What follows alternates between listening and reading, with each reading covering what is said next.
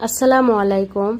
আজকালে তো সবের ভিতরে ছোট বড় দামি কম দামি সবের ভিতরে ফ্রিজ থাকে, তাই ফ্রিজটা মাঝে মাঝে আমাকে সাফ সাফাই করা পরিষ্কার করার বহুতই প্রয়োজন। তে আজকে ভিডিও ডানের আমার নগে থেকে দেখুন আমি কেমনি করে আমার ফ্রিজটা আমি সাফা করুম।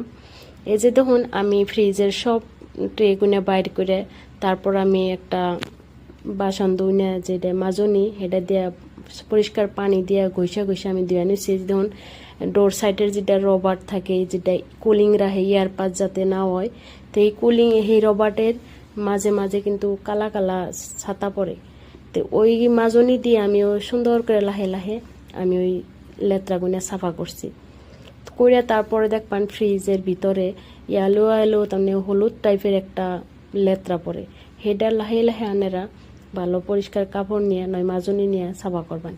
তে আমি ভিতরের সব পার্ট আমি সাফা করছি। ডোর সাইড আমি অন্যদিন করছিলাম, এটার ভিডিও বানাই নাই, আজকে ওই ভিতরের সাইডটা আমি দেখিতেছি।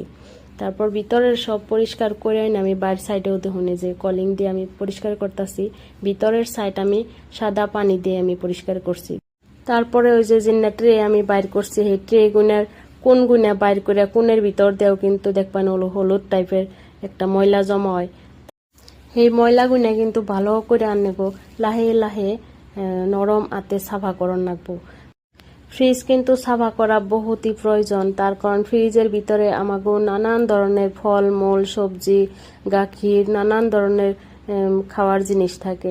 সেই জন্যে মাসে 2বার করে তো ফ্রিজ নিশ্চয় সাফা করণই লাগে। এই যে দেখুন আমার ফ্রিজ পুরো ক্লিন হয়ে গেছে, তুমি দেখে বুঝাই গেতাছে মানে একদম নতুন ফ্রিজের মতন দেখা গেতাছে।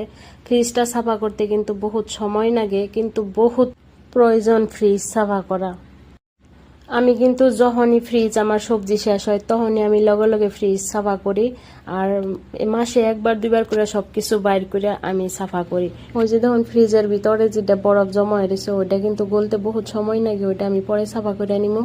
তে বাকি কামের নগে বাকি সাফ সাফাইয়ের নগে আনেরাও আন্নেগো ফ্রিজটা সাফা রাখার বহুত চেষ্টা করুন জানি যত সম্ভব ফ্রিজটা যাতে সবসময় সাফা থাকে ক্লিন থাকে, তাতে আমাগো জন্য সবের জন্য স্বাস্থ্যের জন্য বহুতই ভালো।